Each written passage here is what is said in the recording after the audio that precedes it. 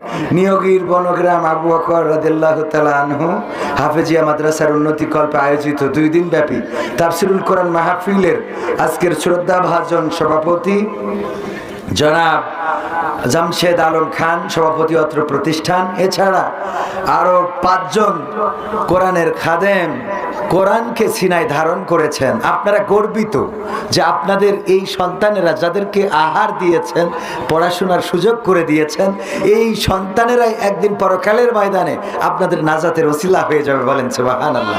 আপনার যেদিন কোনো নেক আমল থাকবে না, যেদিন আপনি খুঁজে পাবেন না কি আছে, আপনার আল্লাহ ওসিলা তালাশ করবেন, বলবেন যে বান্দা ইকরা কিতাবাকা কাফা বিনাফসিকা আল-ইয়াওমা আলাইকা হাসিবা, পড়ো তোমার কিতাব, তোমার এই বই ধরাই দিলাম, তুমি তো জাহান্নামে যাবাই, আমি বুঝতে পারিছি, তা বইটা দিলাম, দেখো দিন খুঁজে কোনো আমল আছে কিনা, তুমি একটু খুঁজে দেখো, দেখে যদি থাকে তাহলে বলো। আল্লাহ যেহেতু কোরআনে বলেছেন, সুতরাং এটা অবশ্যই বলবেন যে তোমার, বলবে তো হুজুর আমি ভুল বলছি না তো, ইকরা মানে তো পড়ো, পড়ো তোমার কিতাব, কিতাব আঁকা, পড়ো তোমার কিতাব, বাকিটা আপনারা বুঝে নেন, যা তোমার হিসেব করার জন্য তুমি যথেষ্ট, এই কথা বললে বইটা ধরাই দেবে।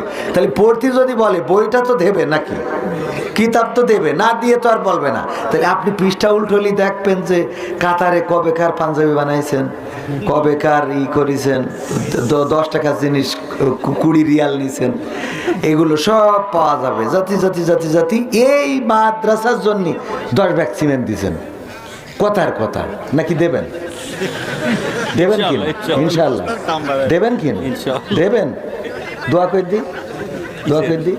10 ব্যাগ না, আল্লাহ শুনছে 10 ব্যাগ না না, আমি মুসাফির মানুষ, আমি তার মুফাসসির না, আমি মুসাফির। মুসাফিরের দোয়া কবুল হয় না? হয় না? কথাটা কার? কয় আল্লাহ, বিশ্বনবী সাল্লাল্লাহু আলাইহি সাল্লাম বলেছেন। সব কথা আল্লাহর পরে চালাই দিলে হবে না, কিছু কথা রাসূলেরও আছে, তবে আল্লাহ রাব্বুল আলামিনের হুকুমে বলেছেন মুসাফিরের দোয়া কবুল হয়। আমি মুসাফির, মুফাসসির না। মুফাসসির অন্যরা, অনেকেই বলে কোরআনের মুফাসসির, আমি কোরআনের মুফাসসির বলি না, আমি কোরআনের মুসাফির। এইটা নিয়ে আইসি, আবার এইটা নিয়ে বাড়ি যাব, কিছু শিখি কিছু বলি, এই আর কি। তো যাই হোক, 10 ব্যাগ সিমেন্ট আল্লাহ কবুল করুন। মানে কিতাবে লেখা থাক, নারায়ে তাকবীর, কয় ব্যাগ, কয় ব্যাগ, কিডা দিয়েছে, কিডা দিয়েছে? দেলোয়ার ভাই, দেলোয়ার ভাই, দেলোয়ার হুসাইন সাইদির নামে নাম। 10 ব্যাগ সিমেন্ট এই মাদ্রাসার জন্য করলো দান, আল্লাহ বাড়িয়ে দাও, সম্মান নেখায়াত দিয়ে দাও। তাহলে আমরা 10 ব্যাগ সিমেন্ট পাইলাম, এইটা কিতাবে থাকবে না? থাকবে না। আবার ওরা কয় 20 ব্যাগ, 10 ব্যাগে হতো না? হয় না? এই জন্য অনেক, তাহলে ঠিক আছে। আপনার যে বাড়ি যে রং সং, তা তো আল্লাহ মাশাআল্লাহ। কয় ব্যাগ, কয়জন পক্ষে, কয়জন? আচ্ছা 20 হোক, 20 হোক, 20-এর পক্ষে কয়জন হাত উঁচু করেন? কয়জন? সব 20-এর পক্ষে। নারায়ে তাকবীর, কয় ব্যাগ, কয় ব্যাগ? 20 ব্যাগ সিমেন্ট করলো দান, আল্লাহ বাড়িয়ে দাও, সম্মান নেখায়াত দিয়ে দাও, পঞ্চমদের কবুল করে নাও। আল্লাহ তুমি আমার দেলোয়ার ভাইয়ের কত মনের মধ্যে স্বাদ জাগে, কত রং জাগে, আল্লাহ তুমি দয়া করে হালাল রংগুলো তুমি হালাল রঙে রঙিন করে দাও। বলেন আমিন। এবার ওইটা ভাই বুঝবেন কি কইছি। এখন এই যে 20 ব্যাগ সিমেন্ট দিল, এটা খাতায় থাকবে না? থাকবে না? এটাও থাকবে। ফামাইয়া আমাল মিসকালা যাররাতিন খায়রান ইয়ারা ওয়া মাইয়া আমাল মিসকালা যাররাতিন শাররান ইয়ারা। আল্লাহ রাব্বুল আলামিন বলছেন যারা পরিমাণ নেক আমল সেটাও দেখাবেন, যারা পরিমাণ বদ আমল সেটাও দেখাবেন। সুতরাং আমার ভাইজান যে 20 ব্যাগ সিমেন্ট এই মাদ্রাসার জন্য দান করলেন, এটা কিতাবে থাকবে। ওই দিন যখন পৃষ্ঠা উল্টায় দেখবে যে কোথায় কি করেছে, কার দোকানে বিড়ি টেনেছে, কোনে ফ্রি ফায়ার মেরেছে, ইউটিউবে কি দেখেছে। আমার আমির হামজা ভাইয়ের মতো নায়িকার নাম বলে বিপদে পড়তে চাইনি। হ্যাঁ, কি মান্দানা, রশ্মিকা মান্দানা, এটা দেখেছে। সব পাওয়া যাবে না? যাবে না? এর মধ্যে 20 ব্যাগ সিমেন্টও থাকবে না? থাকবে না? আল্লাহ 32 নম্বর পৃষ্ঠায় দেখা গেল যে এটা আছে। আপনার বয়স তো কত? 62, 60, 65 বছরে যে দেখবে আল্লাহ আজকে 22 তারিখ ডিসেম্বর, এই যে 20 ব্যাগ সিমেন্ট এটা আল্লাহকে যদি দেখায়, আল্লাহ বলবে মাদ্রাসায় দিয়েছিলি তো? ওই মাদ্রাসায় কয়জন হাফেজ হইল ওই বছর? আল্লাহ 5 জন হয়েছিল। যা ঠিক আছে, আবার কোরআন হাফেজ হইল, মাফ করে দাও। সুবহানাল্লাহ। আল্লাহর এই ক্ষমতা আছে না নাই? আল্লাহ চাইলে শেখ হাসিনারও মাফ করে দিতে পারে। এই কথা আমি কইছি, আমাকে মসজিদের ইমাম বলছে আমরা রয়েছি কি করতে। আমি বলছি কে বলছে টেনি ধরবো কেনতে? সারা জীবন আমরা ঘরে শুতে পারলাম না, ওনার মাফ করতে হবে। আমি বললাম আল্লাহ যদি মাফ করে, টেনি ধরার ক্ষমতা কারো আছে? আল্লাহ চাইলে ফেরাউনকেও মাফ করে দিতে পারেন, আল্লাহ চাইলে নমরুদকেও মাফ করে দিতে পারেন, কিন্তু আল্লাহ জালিমকে ক্ষমা করবেন না। তারপরেও আল্লাহর সেই এখতিয়ার আছে, আল্লাহ কারো কাছে কৈফিয়ত দেন না, আল্লাহ কারো কাছে জবাবদিহি করেন না। বুখারী শরীফের হাদিস, একজন ব্যক্তি, বনি ইসরাইলের একজন ব্যক্তি, বিশ্বনবী সাল্লাল্লাহু আলাইহি সাল্লাম বলছেন, ও আমার সাহাবীরা শোনো, বনি ইসরাইলের একজন ব্যক্তি সেই ইন্তেকালের সময় তার সন্তানদের বলল, আমি মারা যাওয়ার পরে আমার লাশটা পুড়াবা, ছাই বানাবা, তারপরে বিকট যেদিন ঝড় হবে, অথবা তোমরা সমুদ্রের মধ্যে পানিতে এটা ভাসিয়ে দিবা, পানির সাথে এটা মিলিয়ে দিবা, অথবা বিকট ঝড়ে বাতাসের সাথে উড়িয়ে দিবা। ওই সন্তানেরা তাই করলো। তার বাবা মারা যাওয়ার পরে লাশটা পুড়ালো, ছাই বানালো এবং উড়িয়ে দিল, অথবা পানিতে মিশিয়ে দিল। আল্লাহ রাব্বুল আলামিনের বানানোর ক্ষমতা আছে না নাই? আল্লাহ বললেন কোন, সাথে সাথে ফায়াকুন হয়ে গেল। আল্লাহ ওই লোকটাকে দাঁড় করালেন আর বললেন, ওগো আমার বান্দা, এমন অভিনব কৌশল কেন করেছিলে? কেন তুমি তোমার সন্তানদেরকে বলেছিলে আমাকে পুড়াবা, ছাই বানাবা, তারপরে উড়াইয়ে দিবা? এই কথা কেন বলেছিলে?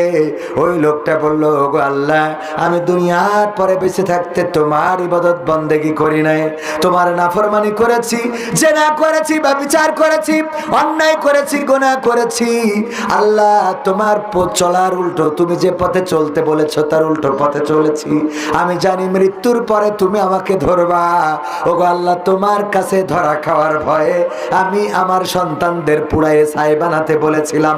আল্লাহ রাব্বুল আলামিন বললেন, বিশ্বনবী সাহাবীদেরকে বলছেন, ওগো আমার সাহাবীরা শুনে নাও, আল্লাহ রাব্বুল আলামিন বনি ইসরাইলের ওই মানুষটাকে বললেন, আমার ভয়ে তুমি ছাই বানাতে বলেছিলে, এই ভয়টুকু থাকার কারণে আমি আল্লাহ তোমার গোটা জিন্দেগির গুনাহ ক্ষমা করে দিলাম। সুবহানাল্লাহ বলবেন না? সুবহানাল্লাহ। আর একটু বাড়াই দেন সাউন্ডটা, শুনুন। সুবহানাল্লাহ। আল্লাহ রাব্বুল আলামিন আল্লাহ চাইলে এভাবেই ক্ষমা করে দিতে পারে না? পারে না? অনেকেই আবার এও এক বুদ্ধি করেছে, কিন্তু আমাদের দেশের বুদ্ধিজীবীরা আরো শয়তান। এই এক বুদ্ধিজীবী বুদ্ধি করিস, সন্তানকে বলতেছে আমি মারা যাওয়ার পরে আমার লাশ খবরদার জন্য সুজানগর থেকে কাপনের কাপড় কিনে এনে দাফন করবি না। তা বলছে কোয়ান্তে, তাহলে পাবনাতে নিয়ে না, পাবনাতেও না, তাহলে কি দেলোয়ার ভাই বলবো কাতারতে পাঠে? আরে না, তাহলে কোয়ান্তে বলছে পুরনো গোরস্থানের পুরনো কাপড় চুরি করে নিয়ে তো দাফন দিব।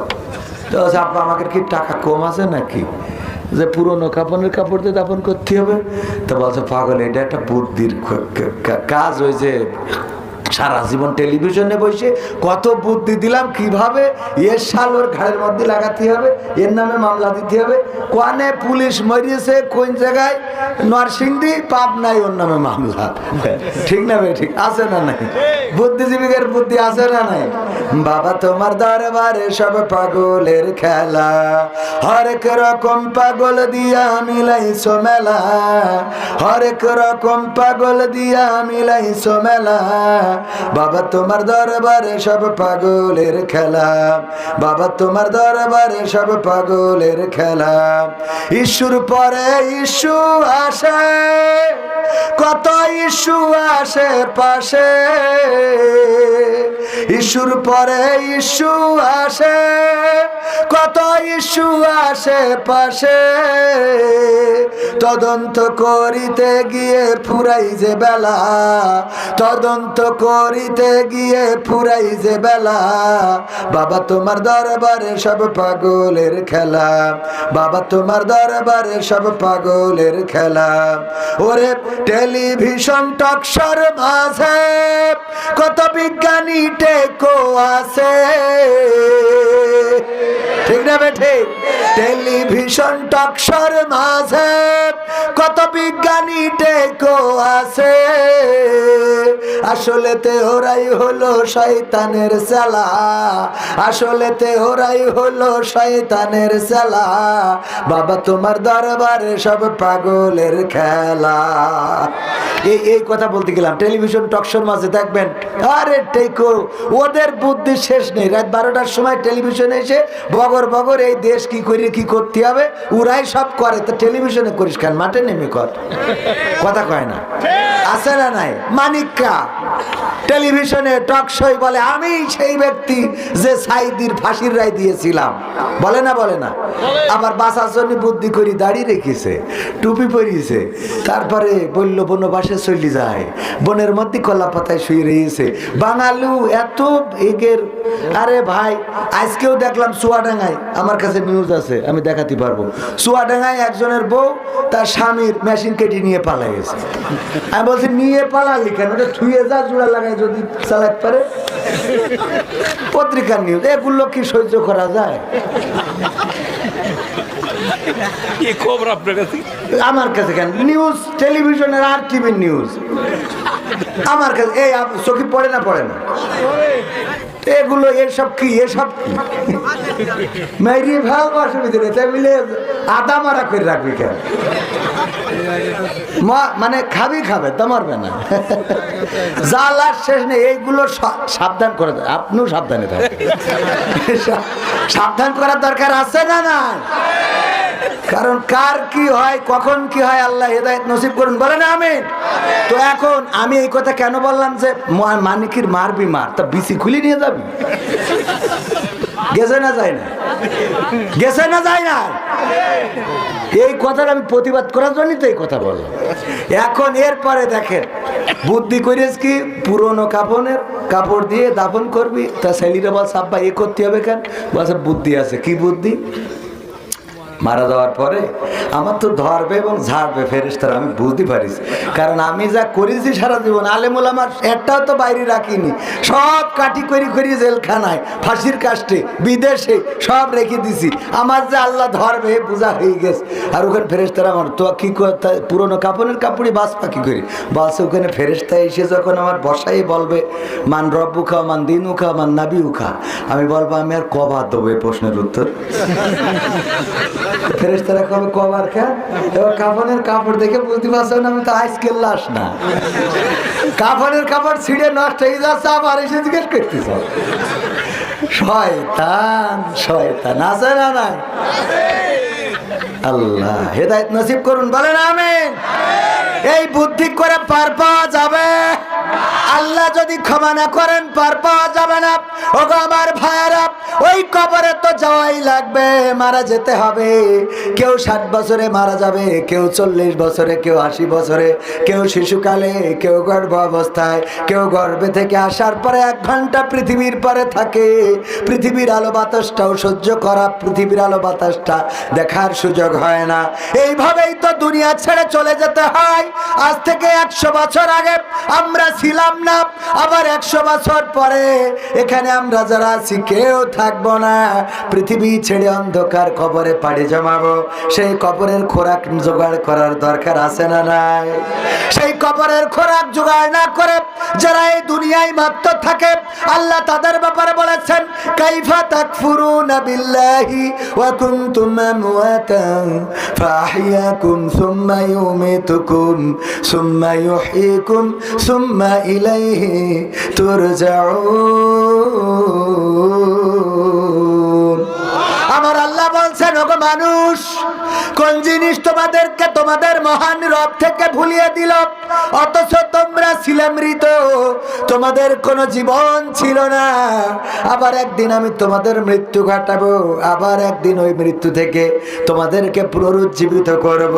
বেলা শেষে আমার কাছেই ফিরে আসা লাগবে। আল্লাহ দুঃখ করে আক্ষেপ করে বললেন, অথচ তোমাদের কোন জিনিস তোমাদের রবকে ভুলিয়ে দিল? দেখেন আমরা আল্লাহকে এমন ভুললাম। আজকের এই দুনিয়ায় আমরা বলেছি, আল্লাহ আমাদের শিখিয়ে দিয়েছেন বলো ভুল, বলো ভুল, ভুল, তাই তো বলো। ইন্না সলাতি ওয়া নুসুকি ওয়া মাহিয়ায়া ওয়া মামাতি লিল্লাহি রাব্বিল। কথাটা শিখাইছে কে? আল্লাহ শিখালেন। বলো নিশ্চয় আমার নামাজ, আমার কুরবানি, নিশ্চয় আমার কুরবানি, আমার ইন্না সলাতি, নিশ্চয় আমার নামাজ, অনুসুকি কুরবানি, এবং মাহিয়ায়া ওয়া মামাতি, আমার হায়াত এবং মাউত সব কার জন্য? আল্লাহর জন্য। আল্লাহর জন্য যদি নিবেদিত প্রাণ হয়, তাহলে যখন ছাত্র জনতা আন্দোলন করলো তখন দাদার দেশের হেলিকপ্টার লাগবে কেন? কথা কয় না, ঠিক না বে ঠিক? আল্লাহর জন্য যদি নিবেদিত হয় তাইলে মৃত্যু আল্লাহর জন্য, বেঁচে থাকাও আল্লাহর জন্য। অথচ যখনই বুঝে গেল যে না বাংলার মানুষ কাঠি খুলে ফেলবে, অমনি সাথে সাথে বলছে দাদা দাদা বাঁচাও। ঠিক না বে ঠিক? ক্ষমতায় কেউ স্থায়ী হয় না, হোক না সে হাসিনা কি বারে না, সে আরটা চিরকাল থাকে না। ক্ষমতায় কেউ স্থায়ী হয় না, মুজিবুর বেশি দিন থাকেনি, জিয়াউর কেউ তো রাখেনি। মুজিবুর বেশি দিন থাকেনি, জিয়াউর কেউ তো রাখেনি।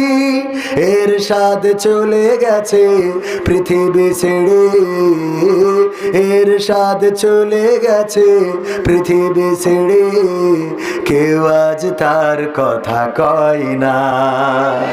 ঠিক না বেঠে? ক্ষমতায় কেউ স্থায়ী হয় না, হাসিনা ক্ষমতা ধরে রাখতে আয়না ঘর বানিয়েছিল, জনগণের রোশানলে দাদার দেশে পালিয়ে গেল। হাসিনা ক্ষমতা ধরে রাখতে আয়না ঘর বানিয়েছিল, জনগণের রোশানলে দাদার দেশে পালিয়ে গেল। ডিবি হারুনের পাশে আর, ডিবি হারুনের পাশে আর পরিমণিদের দেখা যায় না। ঠিক না বেঠে? ক্ষমতায় কেউ স্থায়ী হয় না, হোক না সে হাসিনা কি বারে না, সে আরটা চিরকাল থাকে। এই চেয়ার চিরকাল থাকে না, চিরকাল পাওয়ার থাকে না, ক্ষমতার জোর থাকে না, শরীরের শক্তিও থাকে না। আমার দেলোয়ার ভাই এখন যদি হুমকি দেয় কোন আওয়ামী লীগের নেতার যে তুই যদি পাবনা সদরের পরে উঠিস ঠ্যাং ভেঙে ফেলাবো, আল্লাহ না করুন হঠাৎ করে ওই রাত্রি যদি প্যারালাইজড হয়, এক পাশ যদি পড়ে যায়, পরের দিন আমার আর কাছে বলা হবে না, আমি সে পাশ পড়ে এ পাহা কাজ করে না। যার হুমকি দিল যদি কয় কে আমার না ঠ্যাং ভাঙবি, আর ঠ্যাং ভাঙবা কি হাঁটিতে যাচ্ছি ভাই, হাত